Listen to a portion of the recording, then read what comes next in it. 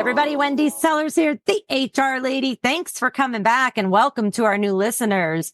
Well, I am the host of the TheHRLady podcast. Actually, I should say I am the co-host, and with me is my co-host, JC. Hey, JC. Such a pleasure to be here, Wendy. And we couldn't be here if it wasn't for the listeners. Let me tell you something. We are now featured on Podcast Radio US, and that also puts us over the air live in Detroit on 93.5. Also, if you're in Tampa, set your dial to 1010 WHF SM. And if you're in Charlotte, North Carolina, 94.7.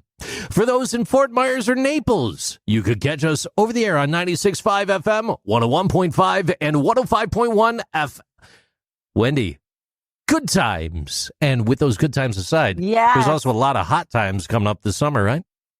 Yo, my goodness. Hot times, hot legal updates. There have been so many crazy, just changes in laws or new laws altogether in the past couple years that most HR people, most business people who are handling HR functions just cannot keep up. So I wanted to go over just a few high-level legal updates for the summer of 2024 so that you understand, hey, we're here, we're on your side. Make sure you reach out to us if you need any information. But there's been changes from salaried rules and 1099 independent contractor rules to changes with non-competes and a rollout of guidance on harassment and discrimination in the U.S. So let me just jump right in and talk about the changes to the salaried rules. So what I mean by that is there are, there's a thing called exempt salary, and then there's a thing called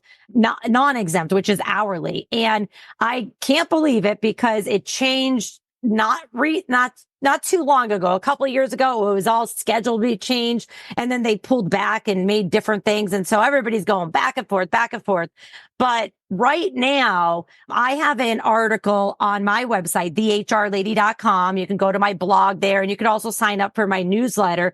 And it kind of gives a high level example, the changes for the exempt salaried amount. And then there's also the highly compensated executive amount change. But JC, this is going from right now, currently, you have to pay somebody $35,578 per year in order to be considered salaried.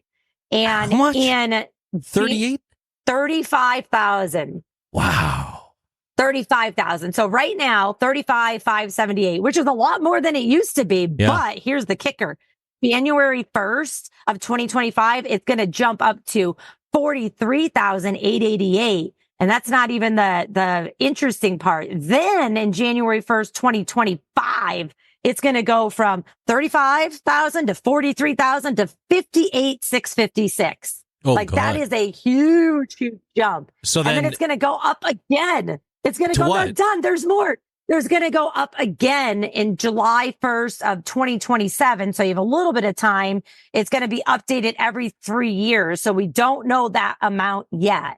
So a lot of my clients, a lot of people are freaking out saying we can't afford that. And I kind of on the side say, listen, if you can't afford to pay people a living wage, maybe you shouldn't be in business. But on another note, you could always just move them all to hourly, but be consistent so that you move people in the same exact role to the same exact pay. That's not part of the law, but you can get accused of discrimination because of many different things if they're not paid the same way in the same end game based on many other characteristics such as male, female, age, race, you name it. So that's the simplicity that I'm looking for. That's what I want to hammer in with you. So, okay, they raise the salary rate, and now it's higher in the years to come. And said employee currently makes $32,000 a year, and they are deemed salary by my employee handbook, by my mythical world of rules. It's 35,578 currently. Currently, okay. So they're at that threshold. Now it raises, it goes higher, okay? It puts me in a position July, to which where is right around the corner. To where then me as the employer, I either have to, if I want to maintain them on salary, increase their pay to that new minimum threshold, or Change nothing else about them other than saying you're no longer salary, you're hourly. Yes, just be consistent that all of the other workers are changed as well, meaning the same role. So you have a box packer 1, box packer 2. Now box packers would never be salaried. This is what I was trying to explain as Sure. I was a guest on a podcast the other day. So we'll say supervisor 1 and over in this department, supervisor 1 over here in this department. If you're saying, well, that other supervisor actually exceeds the new salaried amount, so I'm not going to change them. Well, if they have the same exact role, you really should, not by law, because the FLSA doesn't explain it that way, but by court cases that say, well, you kept that person at salaried because they're female, but you changed that one to overtime because they're male. That's where you're going to get in trouble. So just be consistent. You said by court cases, AKA that's what people call case law as well, right? Yeah, like sets exactly. a precedent. So there's the law. Okay.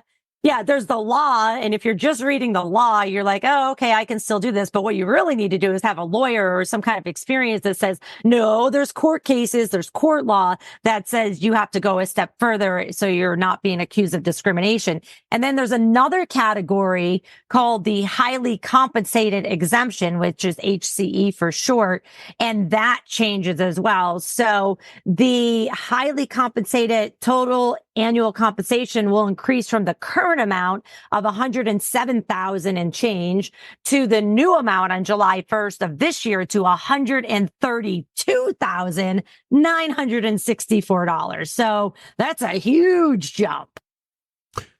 So in these instances between salary versus hourly and having to make that determination and say you switch the employee to an hourly wage from salary basis, and now you're in that position of, I have to pay the overtime, or do you open up the coffers and change the dynamic of your workforce and say, we will now offer X amount of hours of flex time? So where I would be paying you 20 hours overtime for this week, within a 2-week pay cycle, you take those 20 hours back next week. And you build... No? Talk to me. These are the legit questions people are asking in their minds. Yeah. Break it down, please. So a lot of companies think like, oh, I just have to pay them overtime based on my paycheck. And so many companies' paychecks is every other week, right? Biweekly. And that's not the case. The law is 40 hours per week, 7-day period. So even if the employee agrees to say, I'll work 25 hours this week and 15 hours next week, or, 40 hours this week and 0 hours next week, or 45 hours this week and 35 hours next week, you still have to pay any 7-day period that you have a payroll. You have to pay overtime for any minute over 40 hours. And so you cannot do that in the regular industry. And so now a lot of companies like go ahead and even say, oh, you're salaried, but we're still going to pay you straight time overtime. That's something different because you're going above and beyond the law, but you're not breaking the law. So for anybody who is interested, we do not have all day to get into this. I just wanted you to know on today's session that there's a couple laws that are changing and they're changing quickly. So please check out the blog on my website. I give more information. And then there's a lot of information on the Department of Labor's agency website about the overtime rulemaking. And then the official final rule, which I'm sure is so incredibly interesting to read that you may fall asleep. With that said, changes to salary rules, July 1st, 2024. And then every year and every 3 years moving forward. So that is a big change to most people. The best way to get around it is pay your people more. The second best way is move as many people as possible to non-exempt where they get overtime pay. And the purpose is to give them the overtime pay and or give them the time with their families. Now, another rule that is changing here is the 1099 rules. So, JC, do you know what a 1099 is? I do. I actually pulled a little data for us here to provide a summary. I got this from, what's this website again? TheHRLady.com. Believe it or not, I pulled this. Oh, that's my website. So on March 11, 2024, the 2021 independent contractor rule ended. It's going to And it makes it harder to classify people as contractors under the FLSA's multi-factor economic reality test, which considers various factors without any single factor being decisive. Employers violating these rules may face criminal penalties in the Department of Labor, or employees can recover back wages and liquidated damages with a 2-year statute of limitations for most cases and 3 years for willful violations. So 1099, you're not an employee, you're a contractor. I'm paying you for a service.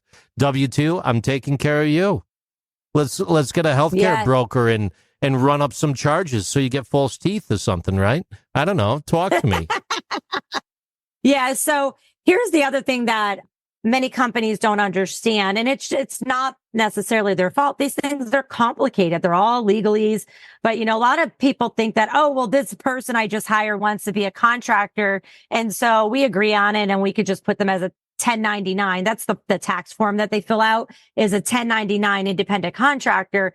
And the rule changed a few presidents ago. Now it's changing again. And it's confusing. But the whole reason the Department of Labor is doing this, at least this is what they're saying, is they're saying too many people are being taken advantage as an exempt salaried worker and not getting paid overtime. And then in this case, they're saying they're being taken advantage of, saying you're a contractor and therefore you get no benefits. No, we don't pay taxes for you. We don't pay you overtime. You don't even get workers' comp or unemployment insurance. You're in charge of everything on your own. But hey, you got a freedom to make all this decision. But the reality of it is many people don't actually qualify as independent contractors. And so the new rule makes it harder to qualify as an independent contractor, regardless of if the employer or the person wants it. And so there is an application of an economic reality test. There's 6 steps. And the biggest thing that I want to say, I'm not going to go over all the 6 steps because it is rather complicated and confusing. And I was just on a podcast for well over an hour and a half, helping them explain this. Wendy, you're going to need a 7-step program by the time you're done explaining it. Let me tell you. It really is. It's very difficult. I do want to say for most people that are identified as independent contractors, but a few industries are even more complicated, it's going to be pretty easy. Here, I'll just go over it real quick. Number 1 of the 6 factors. And by the way, no single factor is controlling. So they're all taken into consideration. And there's no weight on either single factor. So all of them are taken into consideration. And if one factor is like, nope, that's a no-go, then they're not an independent contractor. But number 1, the extent to which the services in question are an integral part of the employer's business. So if you have an independent contractor and they're doing an essential function that gets your business running, they're probably an employee, not a contractor. Number 2, the amount of the so-called contractor's investment in facilities and equipment. And so if the contractor is bringing all their own stuff, their tools, it doesn't necessarily 100% mean that they're automatically employee, but you're leaning more towards, hey, they might be a contractor because they have their own stuff. But I just got off a call with a client today that said, hey, we have a new hire and they don't like our computer equipment. It was monitors and mouses and keyboards. It wasn't the computer itself. And they were confused about this. They're like, if they bring their own stuff, are they a contractor? I said, no, that's not the case. You can agree to that. But if it breaks and they can't do their job, how are you going to hold them accountable? Because you're not responsible for fixing their stuff. Right. So it's confusing. The number 3 factor on the economic reality test is the nature and degree of control by the principal, so by the employer. So if the employer is saying, no, I want you to do it this way. No, you have to do it this way. This is the date. This is the way we want you to get the work done. Then if they have more control over the outcome and how the work is being done, they're leaning more towards a W-2 employee. Number 4, the person's opportunity for profits and loss. And this one to me is honestly, I think a lot easier to understand, is with a contractor, typically, not always, you say, hey, I'm going to give $5,000 to do this. See you in a month. Give me the project. And that's it. You kind of walk away. Yeah. You might be having meetings with them to QC things and say, that's not the way I want it to go, this way. And then if they do the work and you like it, you pay for them. And if they don't do the work, you don't pay for them. Yeah. That's kind of like how a contractor works, independent contractor or an official contractor. An employee, you like the work or not, you're paying them. and you might be paying them overtime. And so that's what it means by the opportunity for profit or loss on the contractor side. The fifth item on the economic reality test, the amount of initiative, judgment, or foresight required for the success of the claimed independent enterprise. So does this person need to have some kind of knowledge, skills, and abilities of how to run a business, how to be successful in this role? Or were they always an employee before, which that's fine. You go from an employee to being a contractor at some point in your life, right? And do they realize, hey, this is what you have to do to be an independent contractor? In some states, you might have to register somewhere. You have to do your taxes. You have to get your own insurance, like all of that stuff. And then the sixth and final thing is, and remember, there's no single factor controlling, they're all taken into consideration together, is the permanency of the relationship. So the government, the Department of Labor is saying the longer the permanency of the relationship, the more likely that they're going to be an employee. But it's not always the case. You could be an independent contractor with a company and only work for them 5 hours a month and it forever, but you have 25 other clients. So it's super, super confusing. Yes. Wendy, just real quick, if anyone has questions on this, is it best to call you or hit the website? Because there's a lot going on there. Yeah, go to my website. I have a blog on it. There's a final rule on the Federal Register government site. It's called the 6-Point Department of Labor's Application of Economic Reality. I also have a YouTube video on it. So check me out on YouTube, Wendy Sellers, TheHRLady. So thank you for that. You're very welcome. The Federal Trade Commission, the FTC, issued a final rule banning non-compete clauses nationwide, aiming to enhance job mobility, innovation, and new business formation. This rule is expected to result in 8,500 new businesses annually, increase worker earnings by $524 per year on average, and reduce healthcare costs by up to $194 billion over 10 years. The FTC received over 26,000 comments during the public review period, with a majority supporting this ban. The rule, effective 120 days after publication, allows current non-competes for senior executives to remain, but it prohibits new ones, requiring employers to notify workers that existing non-competes will not be enforced. Wendy, could you break that down, please?